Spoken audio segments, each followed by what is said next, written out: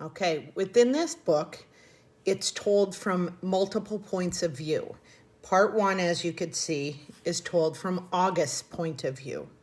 And underneath every single different section, there's like a little quote there. And this one says, "Fate smiled and destiny laughed as she came to my cradle."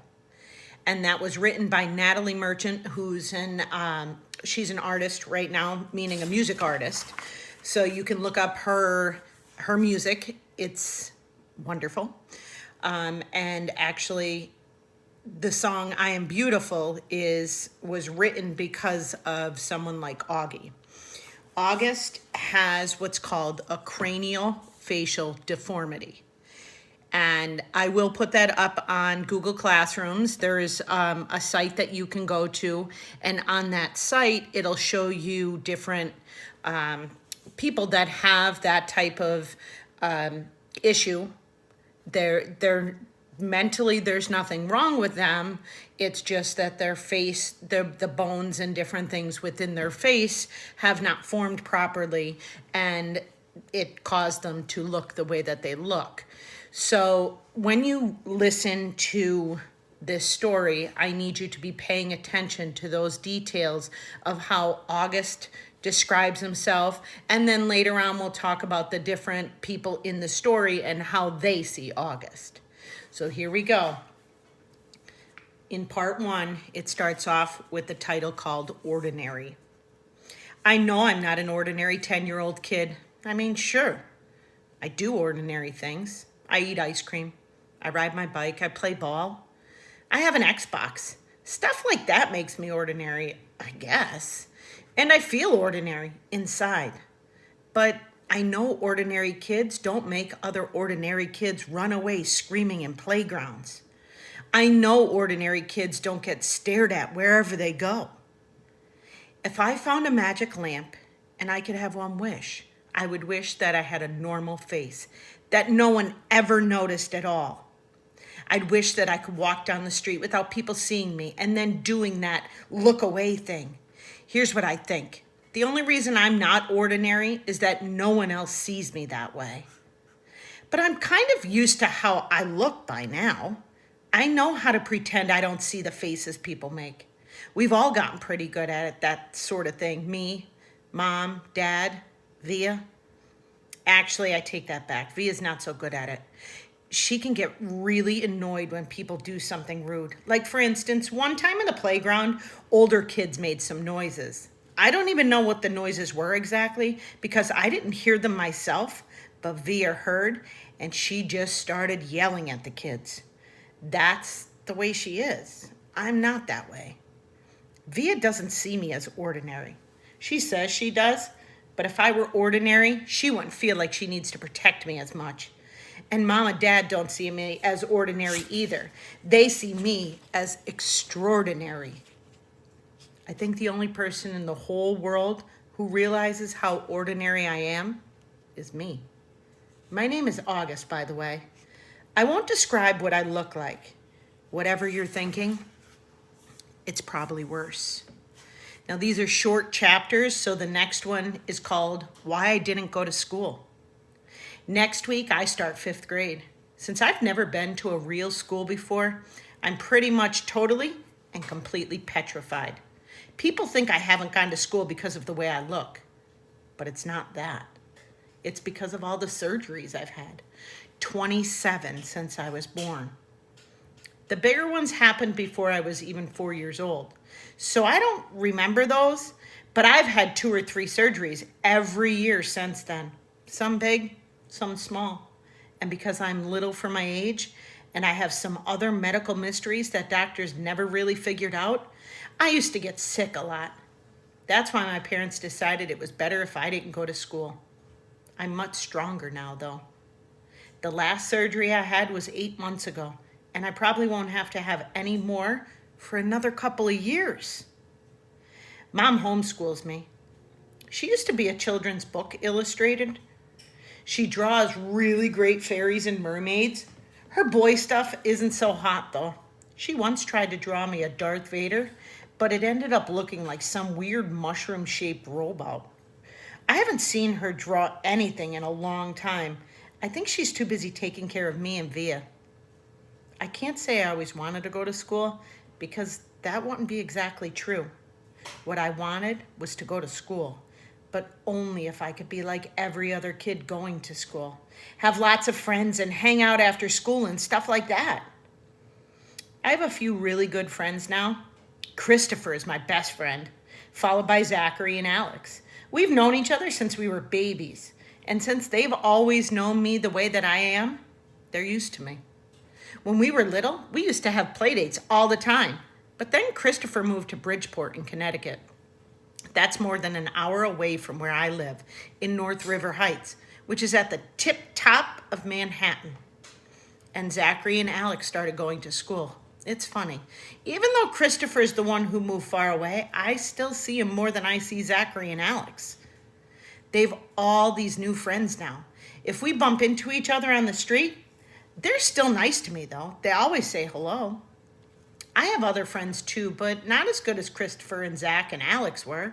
For instance, Zach and Alex always invited me to their birthday parties when we were little, but Joel and Eamon and Gabe never did. Emma invited me once, but I haven't seen her in a long time. And of course, I always go to Christopher's birthday. Maybe I'm making too big a deal about birthday parties. I know birthday parties are an important thing. The next chapter is called How I Came to Life. I like when Mom tells this story because it makes me laugh so much.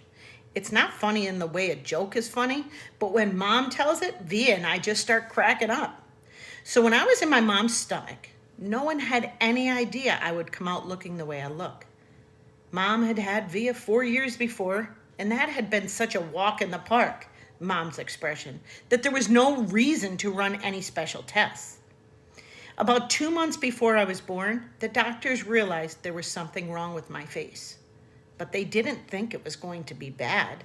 They told Mom and Dad that I had a cleft palate and some other stuff going on. They called it small anomalies. There were 2 nurses in the delivery room the night I was born. One was very nice and sweet. The other one, Mom said, did not seem at all nice or sweet. She had very big arms, and here comes the funny part. She kept farting. Like, she'd bring Mom some ice chips and then fart. She'd check Mom's blood pressure and fart. Mom says it was unbelievable because the nurse never even said excuse me.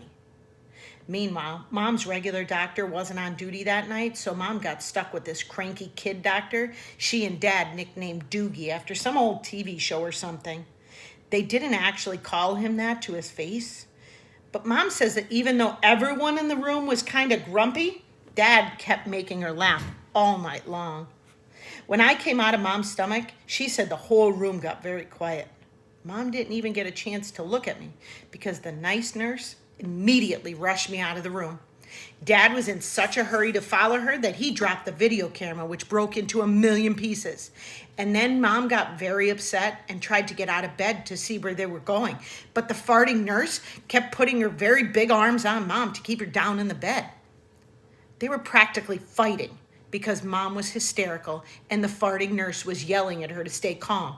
And then they both started screaming for the doctor. But guess what? He had fainted right on the floor. So when the farting nurse saw that he had fainted, she started pushing him with her foot to get him to wake up, yelling at him the whole time. What kind of doctor are you? What kind of doctor are you? Get up, get up.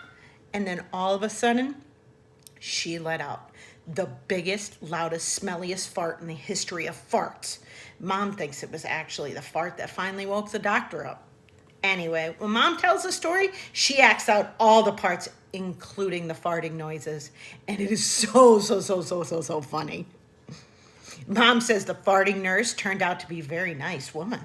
She stayed with Mom the whole time. Didn't leave her side even after Dad came back, and the doctors told them how sick I was. Mom remembers exactly what the nurse whispered in her ear when the doctor told her I probably wouldn't live through the night. Everyone born of God overcometh the world. And the next day, after I had lived through the night, it was that nurse who held Mom's hand when they brought her to meet me for the first time. Mom says by then they had told her all about me. She had been preparing herself for the seeing of me. But she says that when she looked down into my tiny mushed up face for the first time, all she could see was how pretty my eyes were. Mom's beautiful, by the way, and Dad is handsome. Via is pretty, in case you were wondering.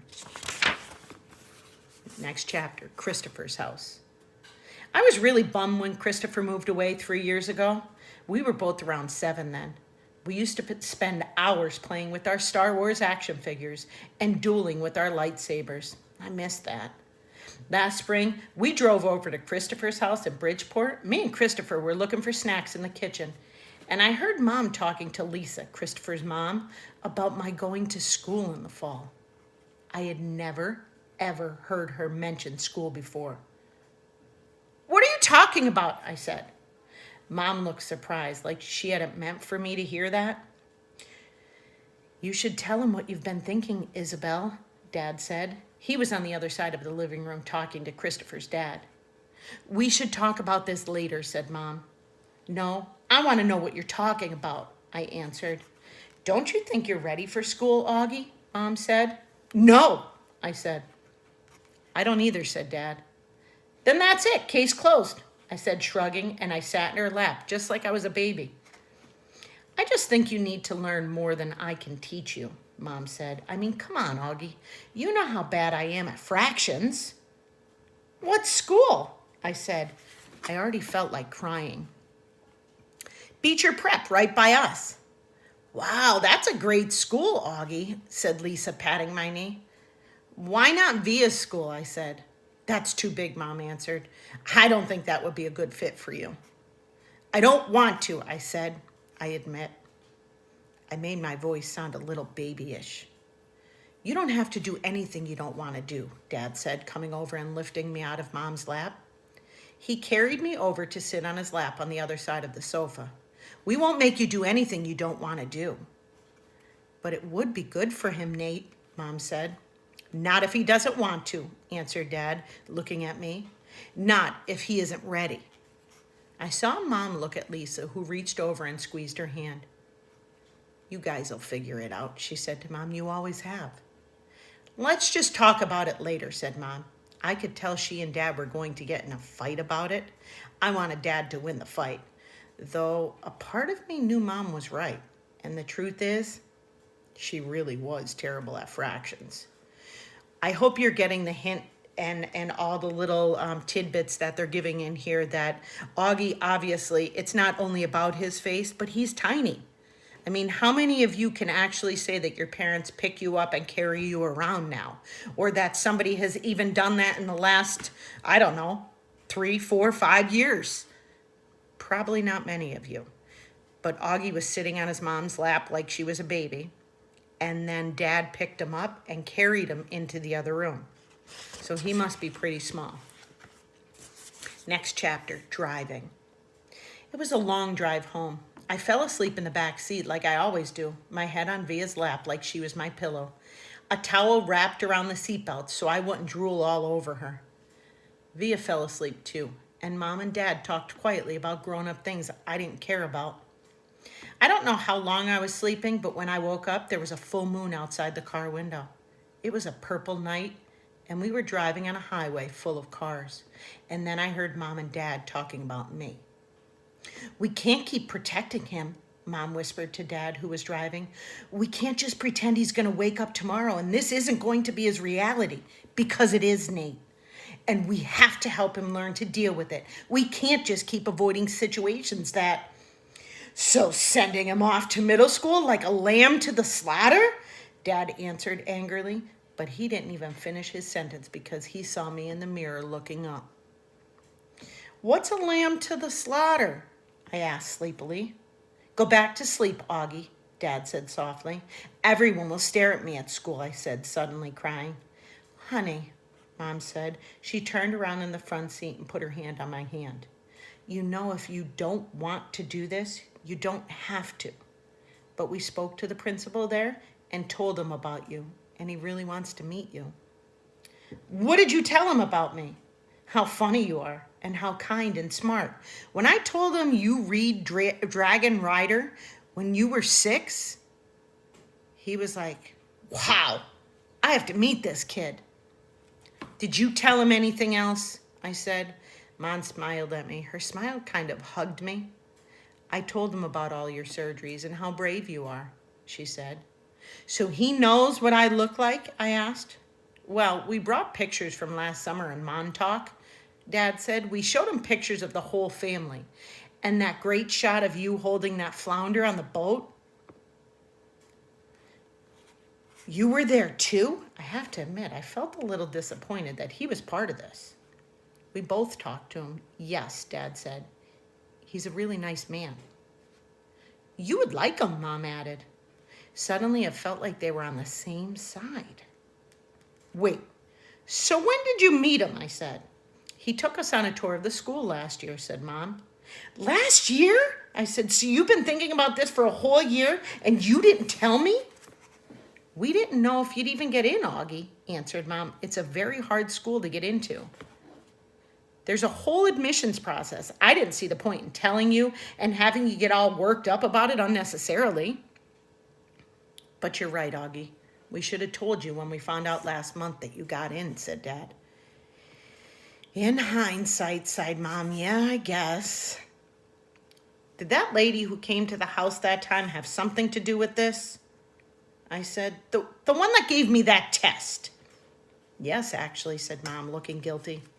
Yes. You told me it was an IQ test, I said. I know. Well, that was a white lie, she answered. It was a test you needed to take to get into the school. You did very well on it, by the way. So you lied? I said. A white lie. But yes, sorry, she said, trying to smile. But when I didn't smile back, she turned around in her seat and faced forward. What's a lamb to the slaughter? I said. Mom sighed and gave Daddy a look. I shouldn't have said that, Dad said, looking at me in the rearview mirror. It's not true. Here's the thing. Mommy and I love you so much, we want to protect you any way we can. It's just sometimes we want to do it in different ways. I don't want to go to school, I answered, folding my arms. It would be good for you, Augie, said Mom. Maybe I'll go next year, I answered, looking out the window. This year will be better, Augie, said Mom. You know why? Because you'll be going into 5th grade, and that's the first year of middle school for everyone. You won't be the only new kid. I'll be the only kid who looks like me, I said. I'm not going to say it won't be a big challenge for you, because you know better than that, she answered. But it'll be good for you, Augie. You'll make lots of friends. And you'll learn things you'd never learn with me. She turned in her seat again and looked at me. When we took the tour, you know what they had in their science lab? A little baby chick that was just hatching out of its egg. It was so cute. Augie, it actually kind of reminded me of you when you were a little baby, with those big brown eyes of yours. So you just heard something about Augie. I usually love when they talk about when I was a baby. Sometimes I want to curl up into a little tiny ball and let them hug me and kiss me all over. I miss being a baby, not knowing stuff. But I wasn't in the mood for that now. I don't want to go, I said. How about this? Can you at least meet Mr. Tushman before making up your mind, Mom asked. Mr. Tushman? I said. He's the principal, answered Mom. Mr. Tushman? I repeated. I know, right? Daddy answered, smiling and looking at me in the rearview mirror. Can you believe that name, Augie? I mean, who on earth would ever agree to have a name like Mr. Tushman? I smiled, even though I didn't want to let them see me smile. Dad was the one person in the world who could make me laugh, no matter how much I didn't want to laugh. Dad always made everyone laugh. Augie, you know you should go to that school just so you can hear his name said over the loudspeaker, Dad said excitedly. Can you imagine how funny that would be? Hello? Hello? Paging Mr. Tushman. He was using a fake high old lady voice. Hi, Mr. Tushman. I see you're running a little behind today. Did your car get rear-ended again? What a bum rap. I started laughing, not even because I thought he was being that funny, but because I wasn't in the mood to stay mad anymore. It could be worse, though, Dad continued in his normal voice. Mommy and I had a professor in college called Miss Butt. Mom was laughing now, too. Is that for real? I said. Roberta Butt, Mom answered, raising her hand as if to swear. Bobby Butt. She had huge cheeks, said Dad. Neat, said Mom. What? She had big cheeks is all I'm saying. Mom laughed and shook her head at the same time. Hey, I know, said Dad excitedly. Let's fix them up on a blind date. Can you imagine? Miss Butt, meet Mr. Tushman. Mr. Tushman, here's Miss Butt. They could get married and have a bunch of little tushies. Poor Mr. Tushman, answered Mom, shaking her head. Augie hasn't even met the man yet, Nate. Who's Mr. Tushman? Via said groggily. She had just woken up. He's the principal of my new school. How about it? He agreed he's ready to go to school. Would you go to see a Mr. Tushman? Paging Mr. Tushman is the next chapter. I would have been more nervous about meeting Mr. Tushman if I'd known I was going to be meeting some kids from the school too. But I didn't know, so if anything, I was kind of giggly. I couldn't stop thinking about all the jokes Daddy had made about Mr. Tushman's name. So when me and Mom arrived at Beecher Prep a few weeks before the start of school, and I saw Mr. Tushman standing there waiting for us at the entrance, I started giggling right away. He didn't look at all what I was pictured.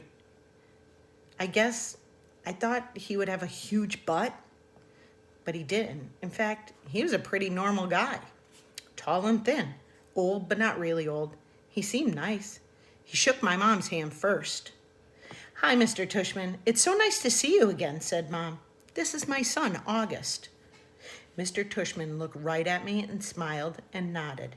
He put his hand out for me to shake. Hi, August, he said, totally normal. It's a pleasure to meet you. Hi, I mumbled, dropping my hand into his hand while I looked down at his feet. He was wearing red Adidas. So, he said, kneeling down in front of me so I couldn't look at his sneakers, but I had to look at his face. Your mom and dad have told me a lot about you. Like, what have they told you? I asked. Sorry? Honey, you have to speak up, said Mom. Like what? I asked, trying not to mumble. I admit, I have a bad habit of mumbling. Well, that you like to read, said Mr. Tushman, and that you're a great artist. He had blue eyes with white eyelashes. And you're into science, right? Uh-huh, I said, nodding. We have a couple of great science electives at Beecher, he said. Maybe you'll take one of them. Uh-huh, I said, though I had no idea what an elective was. So, are you ready to take a tour? You mean we're doing that now? I said. Did you think we were going to the movies? He answered, smiling as he stood up. You didn't tell me we were taking a tour, I said to Mom in my accusing voice. Augie, she started to say. It'll be fine, August, said Mr. Tushman, holding his hand out to me. I promise. I think he wanted me to take his hand, but I took Mom's instead. He smiled and started walking toward the entrance. Mommy gave my hand a little squeeze, though I don't know if it was an I love you squeeze or an I'm sorry squeeze. Probably a little of both. The only school I'd ever been inside before was Via's. When I went with Mom and Dad to watch Via sing in spring concerts and stuff like that. This school was very different. It was smaller. It smelled like a hospital. Next chapter. Nice Mrs. Garcia. We followed Mr. Tushman down a few hallways. There weren't a lot of people around, and the few people who were there didn't seem to notice me at all, though that may have been because they didn't see me. I sort of hid behind Mom as I walked. I know that sounds kind of babyish of me, but I wasn't feeling very brave right then. We ended up in a small room with the words, Office of the Middle School Director on the door. Inside, there was a desk with a nice-seeming lady sitting behind it. This is Mrs. Garcia, said Mr. Tushman, and the lady smiled at Mom and took off her glasses and got up out of her chair. My mother shook her hand and said, Isabel Pullman, nice to meet you. And this is August, Mr. Tushman said. Mom kind of stepped to the side a bit so I would move forward. Then that thing happened that I've seen happen 1,000,000 times before. When I looked up at her, Mrs. Garcia's eyes dropped for a second. It was so fast no one else would have noticed, since the rest of her face stayed exactly the same. She was smiling a really shiny smile. Such a pleasure to meet you, August, she said, holding out her hand for me to shake. Hi, I said quietly, giving her my hand, but I didn't want to look at her face, so I kept staring at her glasses, which hung from a chain around her neck. Wow, what a firm grip, said Mrs. Garcia. Her hand was really warm. The kid's got a killer handshake, Mr. Tushman agreed, and everyone laughed above my head. You can call me Mrs. G, Mrs. Garcia said. I think she was talking to me, but I was looking at all the stuff on her desk now. That's what everyone calls me, Mrs. G. I forgot my combination. Mrs. G, I need a late pass. Mrs. G, I want to change my elective. Mrs. G's actually the one who runs the place, said Mr. Tushman, which again made all the grown-ups laugh. I'm here every morning by 7:30, Mrs. Garcia continued, still looking at me while I stared at her brown sandals with small purple flowers on the buckles. So if you ever need anything, August, I'm the one to ask. And you can ask me anything. Okay, I mumbled. Oh, look at the cute baby, Mom said, pointing at one of the photographs on Mrs. Garcia's bulletin board. Is he yours? No, my goodness, said Mrs. Garcia, smiling a big smile now that was totally different from her shiny smile. You've just made my day. He's my grandson. What a cutie, said Mom, shaking her head. How old? In that picture, he was 5 months, I think. But he's big now, almost 8 years old. Wow, said Mom, nodding and smiling. Well, he's absolutely beautiful. Thank you, said Mrs. Garcia, nodding like she was about to say something else about her grandson. But then all of a sudden, her smile got a little smaller. We're all going to take very good care of August, she said to Mom, and I saw her give Mom's hand a little squeeze. I looked at Mom's face, and that's when I realized she was just as nervous as I was. I guess I liked Mrs. Garcia when she wasn't wearing her shiny smile. And one of those shiny smiles would be, hi! One of those really, really fake smiles that you know when somebody is lying or when they're not being truthful with you. That's what Mrs. Garcia had. I hope you enjoyed the first little part of the book. I don't want to have too much at one time, so I'm going to try and keep it to under 30 minutes every time I read.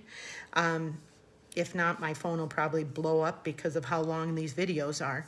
But anyhow, I'll make sure to put the link on the page. And again, just like you did yesterday or the day before, you click on the link and it should bring you right up to this video so that you can listen to them as we go along. Bye, guys.